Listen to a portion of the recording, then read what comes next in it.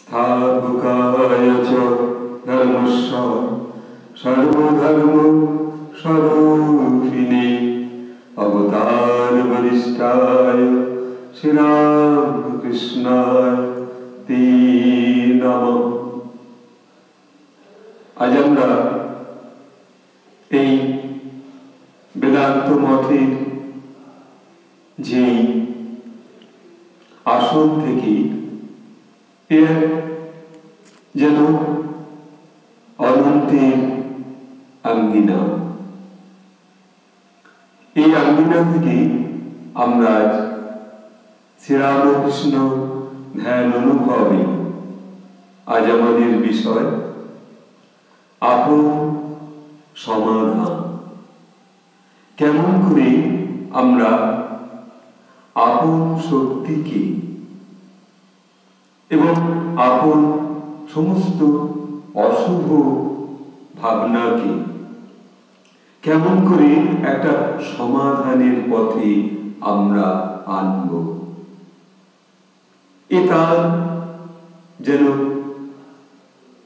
প্রবল ইচ্ছা। তিনি আমাদের শেখাবেন, তিনি শেখাবেন সেই সত্যের পথ, যে সত্যের পথে আমরা আপন আপন নিজস্ব সমাধানকে সম্পূর্ণভাবে পরিষ্কার করতে পারব। অশুভ কাজ সব দূরে যাবে। আমাদের যত রকম জটিলতা স্বয়ং শ্রীরামকৃষ্ণের এই ধ্যান অনুভবে সকল জটিলতা চলে যায়।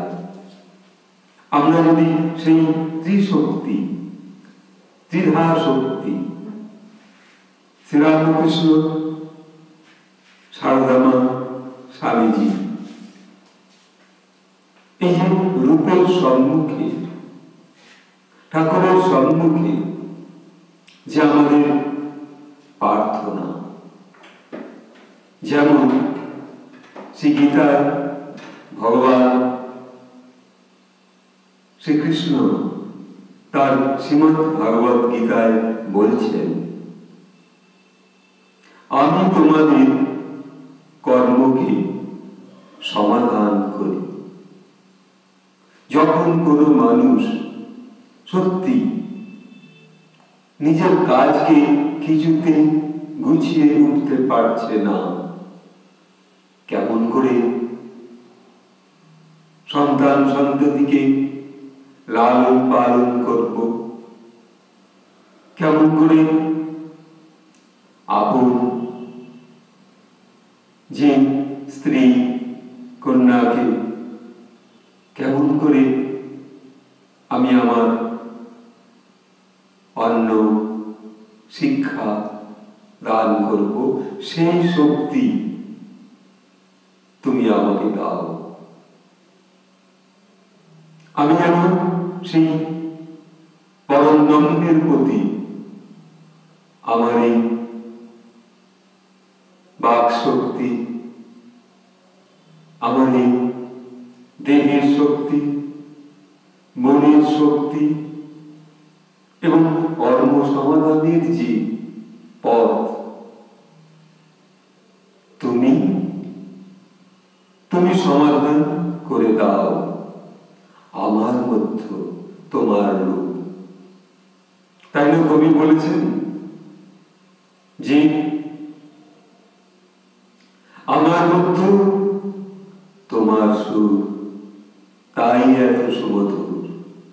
এই যে মধুর সুর, এই কর্ম একটা সুর, ঠিক তালে তালে একটার পর একটা কর্মকে যদি সমাধান করতে পারি, মনে হবে সেই পরম শক্তির কাজ আমরা করছি। আমরা কি কখনো আপন আপন কাজকে সমাধান করতে পারি না। সে তার ইচ্ছায় আমাদের এই সমস্যা, কেউ তার জমি জমা নিয়ে এক সমস্যায় পড়েছে, তখন ভাই ভাইয়ের সঙ্গে সেই সম্পত্তি নিয়ে এক বিরাট সমস্যা। কেউ তার এক বিন্দু পিছুবা হবে না, যেন উভয়ের মধ্যে এক বাক যুদ্ধ।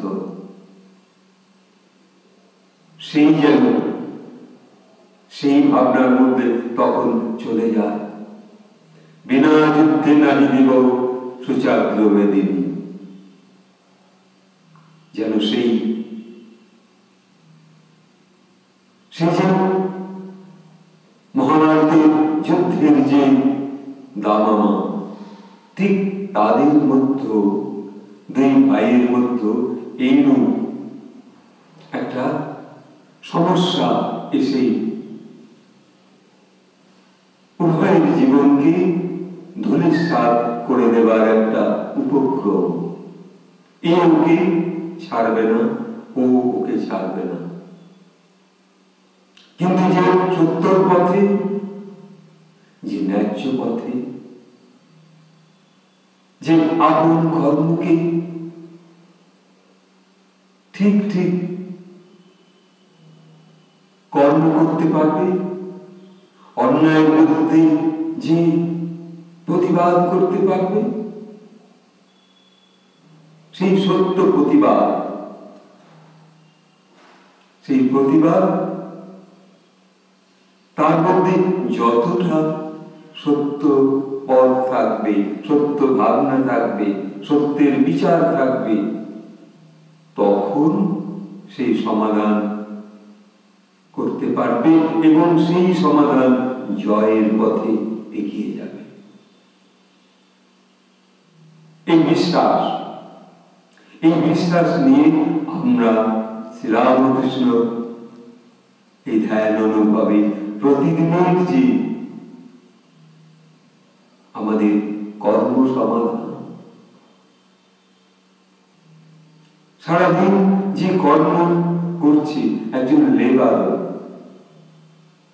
একজন শ্রমিক,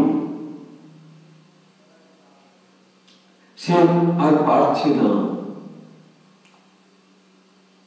গা দিয়ে ঘাম ঝরছে। এমন দিন ছিল,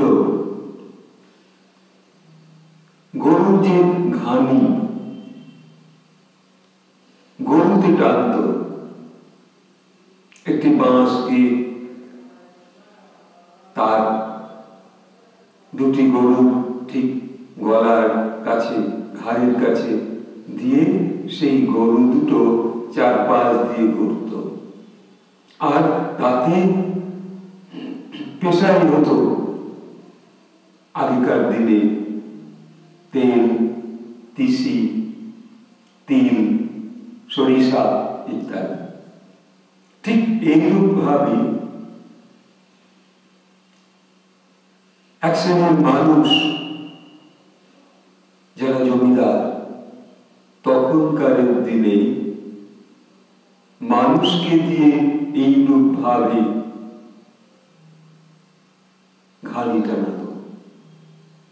সারাদিন সে তার এই কর্ম করাচ্ছে, কিনা এক মুঠো আহার দেবে, কৃতদাসের মতো তাকে কাজ করাচ্ছে, আর নিজে যত খুশি কাজ তাদেরকে দিয়ে করিয়ে নিচ্ছে, কখনো ন্যায় ভাবে, কখনো অন্যায় ভাবে। ভগবান তিনি সেই ঊর্ধ্ব থেকে, সেই জাগতিক সূর্য, সেই মানুষের কষ্ট, এই ভগবান রূপে তিনি দর্শন করছেন। এক বিন্দু অন্যায় তিনি করেন না। নিষ্পাপ হতে হবে, তবেই আমাদের সমস্যাকে সমাধান করতে পারব। এমন কর্ম আছে, এমন কর্মীও আছে যারা কর্মের মধ্যে ফাঁকি দেয়, অথচ সেই কর্মটাকে বুঝতে পারা যায় না, কিন্তু সে ফাঁকি দিয়েই চলেছে। আবার কিছুদিন ফাঁকি দিতে দিতে দিতে ব্যাস,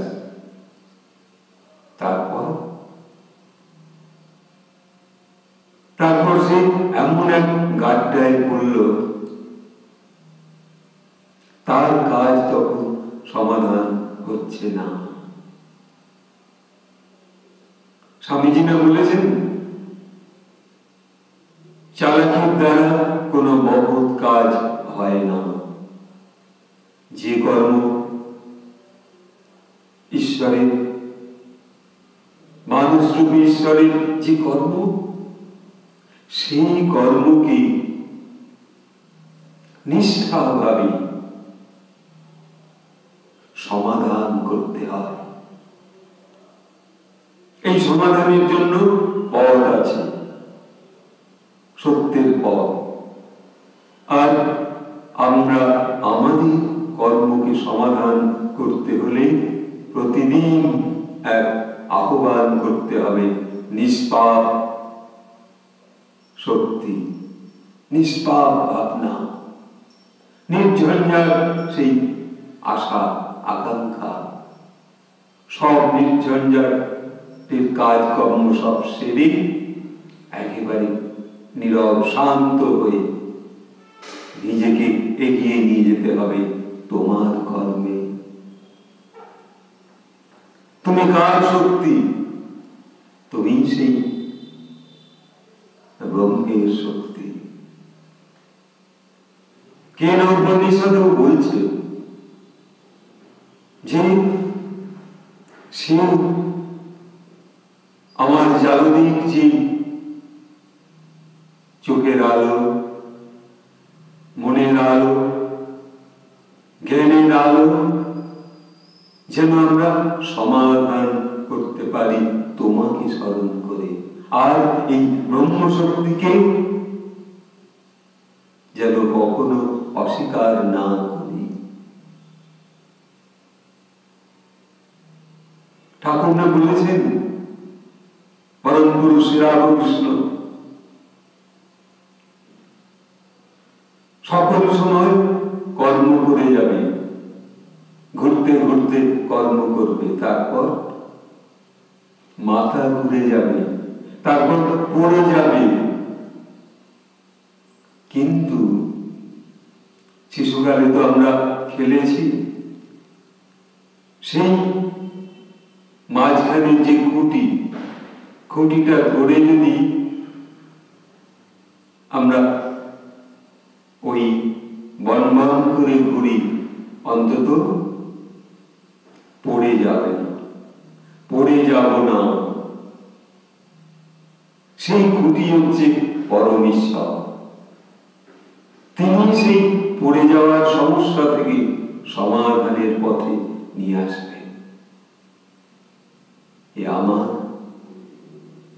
আপনার সেই সাধনার পথে একাগ্রতা।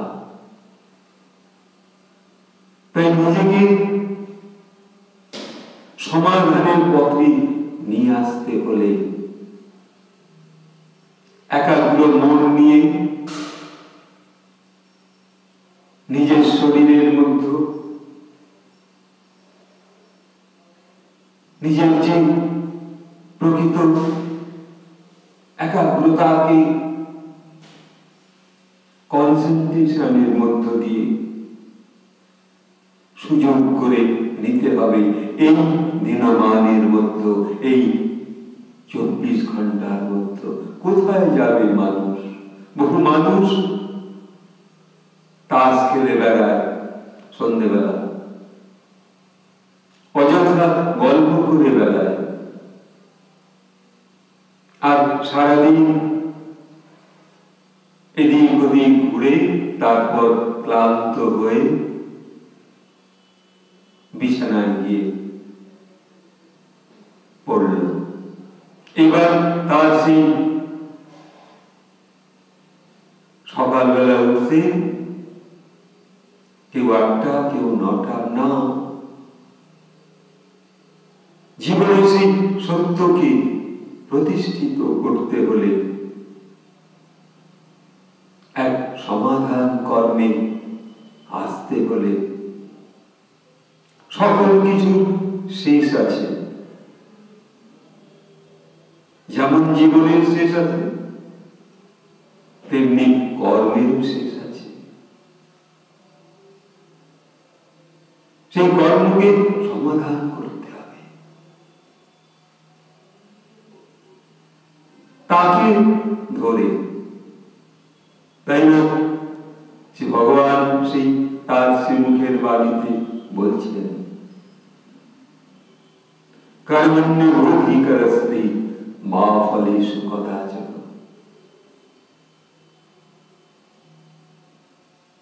কখনো ফলের আশা করো না, তুমি কর্ম করে যাও, তাতে তোমার সমাধান আসবে।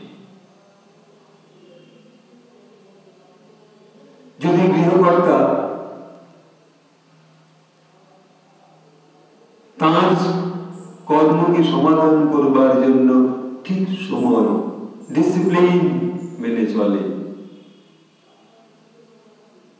মানুষকে অপর একজনকে লক্ষ্য করে যে মাস্টারমশাই সবাইকে পাঠ করাচ্ছে, পড়াচ্ছে, ছাত্রদের একটা স্কুলের পাশ দিয়ে আরেকজন যাচ্ছে, তিনি খুব ফাঁকিবাজ। যখন দেখছে মাস্টারমশাই ছাত্রদের প্রত্যেকটা ছাত্রের দিকে লক্ষ্য রাখছে, তিনি দূর থেকে দেখছেন। মাস্টারমশাই সেই গাছের তলায় নিয়ে টিফিন বেলাতেও সব ছাত্রছাত্রীকে নিয়ে টিফিন হয়ে গেছে, এইবার 5 মিনিট বসিয়েছে মাস্টারমশাই। বলছে, তোমরা এই শিক্ষার সাথে সাথে নিজেরা যে যতটুকু পারবে আপন কর্মে নিজেকে নিয়োগ করবে। আপন কর্ম বলতে তোমার স্কুলের পাঠ, তার দিকে লক্ষ্য রাখা, তোমার জামা কাপড় কিভাবে নিজে নিজে গোছাতে হয়, তোমার জুতো কিভাবে পরিষ্কার করতে হয়, রাখতে হয়, তার পরিপাটি করা, সেগুলো এই শিশু কাল থেকেই শিক্ষা। এই শিক্ষা চাই। এবং পরপর যে কাজগুলো রুটিন মাফিক করা, ছাত্রানাং অধ্যয়নন্তঃ, সেই ছাত্রদের শিক্ষা দিচ্ছেন মাস্টারমশাই। সকলকে বলছেন, তোমরা 2 মিনিট ধ্যান করো, অনুভব করো যে তোমার মধ্যে সেই নীরব শান্ত শক্তি এসে উপস্থিত হয়েছে। সকল ছাত্রছাত্রীরা তারা তখন একসঙ্গে মাস্টারমশাইয়ের সঙ্গে উচ্চারণ করছে। মাস্টারমশাই বলছেন, আমি উচ্চারণ করব, তোমরা উচ্চারণ করবে নীরবে। মাস্টারমশাই তখন তাদেরকে শেখাচ্ছে, বলো একসঙ্গে, হরি ওম তৎসৎ, হরি ওম, হরি ওম।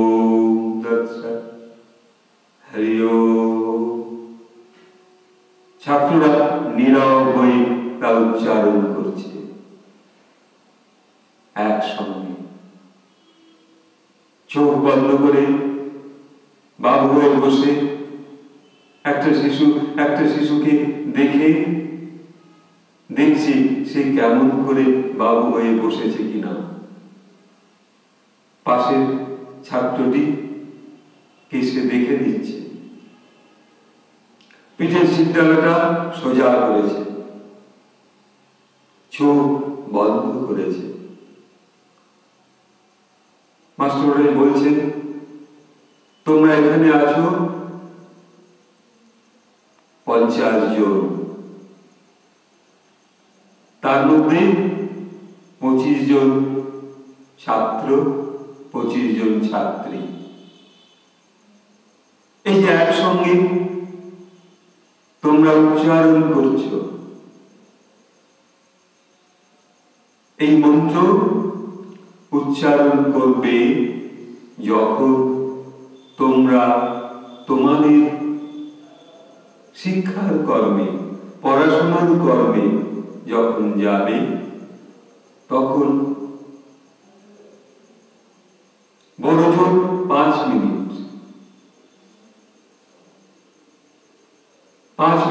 উচ্চারণ করবে।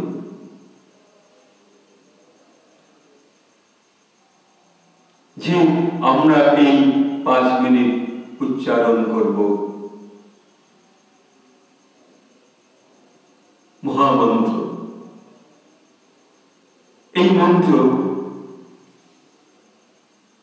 মনকে শান্ত করবে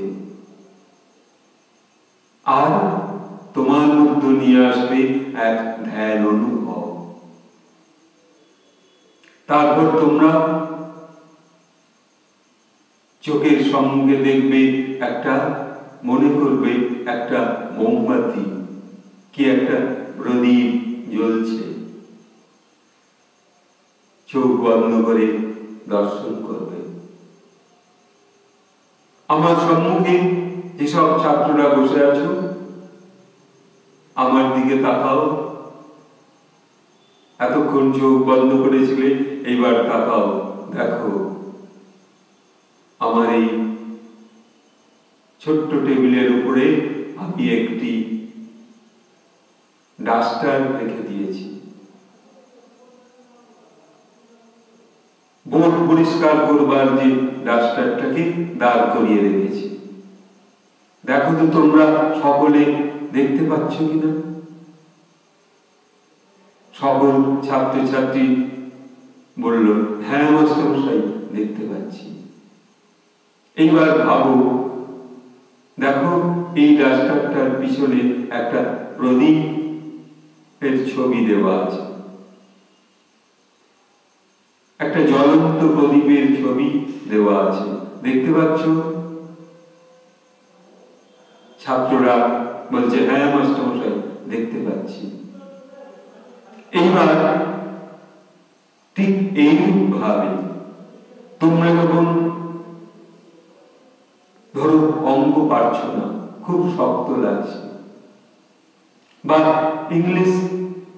ইংরাজির যে পাঠ শুরু করেছ, পড়তে খুব বারবার চেষ্টা করে অনেক সময় কষ্ট হচ্ছে, হোক না কষ্ট, তবুও চেষ্টা ছাড়বে না। তারপর দেখবে তোমার সেই অঙ্ক সমাধান হয়ে গেছে। এই যে 5 মিনিট তুমি নীরব হয়ে, শান্ত হয়ে ভেবে নিলে মনের মধ্যে, ভক্তি ভাবের মধ্যে, জয় মা সরস্বতী বলে তোমাদের সেই দেবী সরস্বতী রূপী সারদা, তার কথা তো শুনেছ, তার কথা ভাবলে দেখবে যে তোমার কাছে যেন সেই বিনা হাতে দেবী সরস্বতী এসে ঠিক তোমার সম্মুখে উপস্থিত হয়েছেন, কখনো বা সারদা মা রূপে। এইবার ওই যে ফাঁকিবাজি যে লোকটা, সে দাঁড়িয়ে দাঁড়িয়ে সব শুনছে। সে এবার ভাবলো, আমি আমার জীবনের কর্মে কত অবহেলা করি, কত ফাঁকি দিই। আমি একজন স্কুলের টিচার, কিন্তু আমরা করি কি? তারা করে ওই ভদ্রলোক যে দাঁড়িয়ে আছে, সে ভাবছি আমরা কোনো ছাত্রকে বলি আমাকে একটু হাওয়া খাও, আমার পিঠটা চুলকে দেবে। আর কখনো কখনো ঝিমাই গাছের তলায় বসে টিফিন বেলায়। এই যে ফাঁকি দিই, আর এই মাস্টারমশাই কি করছে? প্রতিটা মুহূর্ত তাদেরকে শিক্ষা দিয়ে চলেছে, এই ধ্যান শিক্ষা। তখন থেকে ওই ভদ্রলোক যিনি ফাঁকিবাজি করতেন ছাত্রদের নিয়ে, সে ভাবল কাল থেকে আমি আর এই ছাত্রদের নিয়ে এরূপ ভাবে অমনোযোগী হব না, অবহেলা করব না, কাউকে বলবো না তুমি আমাকে বাতাস করো, তুমি আমার মাথার পাকা চুল তুলে দাও, এইগুলো করব না। সে ভাবছে এই যে কর্মের প্রতি তিনি এগিয়ে দিচ্ছেন, যে প্রধান মাস্টারমশাই আর যিনি ফাঁকিবাজ, তার মধ্যে তখন সেই পথটা প্রবেশ করছে, ওই মাস্টারমশাইয়ের গুণগুলো তার মধ্যে প্রবেশ করছে। সেও ওইরূপ ভাবে ওই মাস্টারমশাইয়ের মতো আরো একদিন এক সময় ভালো হয়ে পরের সময় থেকে, পরের দিন থেকে ছাত্রদের নিয়ে ঠিক সেইভাবে তাদের যাতে উন্নতি হয়, তিনিও ধ্যান শেখাতে শুরু করলেন।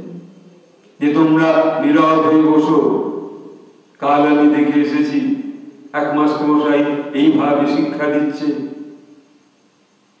ছাত্ররা কত আগ্রহ করে শুনছে মাস্টারমশাইয়ের কথা। তিনি যেন আর পাল্টে গেছে। তার নাম যদু, আর যিনি প্রথম জন ছিলেন তার নাম দুর্গা মহারাজ, আর ইনি যদু। তো সেই দুর্গা মহারাজের কাছ থেকে সব শিখলেন। ওই দুর্গা মাস্টারমশাইয়ের কাছ থেকে সব শিখলেন তিনি। উনার মধ্য থেকে এনার মধ্যে প্রবেশ করল সেই সুজ্ঞান সম্পূর্ণ ডিসিপ্লিনটা। এইভাবে আমরা যদি এই ধ্যান অনুভবে আর একজনকে ঠিক ওই মাস্টারমশাইয়ের মতো, দুর্গা মাস্টারমশাইয়ের মতো, আমরা যদি আমাদের গৃহের আশপাশের প্রতিবেশীদের কাছে গিয়ে এইভাবে তাদের ঘরে যে সন্তান সন্ততি রয়েছে, তারা যে সন্ধ্যেবেলা বসবার আগেই তারা যে মনোযোগ দিয়ে বসে না, তাদেরকে রক্ষা করা, তাদেরকে বুঝিয়ে দেওয়া যে এইভাবে পাঠ শুরুর আগে, দুবেলা পড়তে বসার আগে এই যে ধ্যান করা, তাতে তোমার বুদ্ধি, তোমার জ্ঞান, তোমার মনের শক্তি, তোমার ইচ্ছা রোজ রোজ একটু একটু করে বাড়বে, এবং তুমি একদিন হবে সেই প্রকৃত ছাত্র, যার মধ্যে নিষ্ঠা, একাগ্রতা, আর এই তো ছাত্র জীবনের এই তো শিক্ষা। আমরা যদি যারা শ্রবণ করছি তারাও যদি পাশাপাশি কোনো বাড়ির ছাত্রছাত্রীদের দেখি পড়াশোনার আগে এইভাবে ভুল কাজ করে যাচ্ছে, বইগুলোকে আলোচনা করে ফেলছে, তাদেরকে একটু বুঝিয়ে দেওয়া, একটু জানিয়ে দেওয়া। তাতে হবে কি, তোমার নিজের জীবনের অশুভ কর্মটা সমাধান হবে।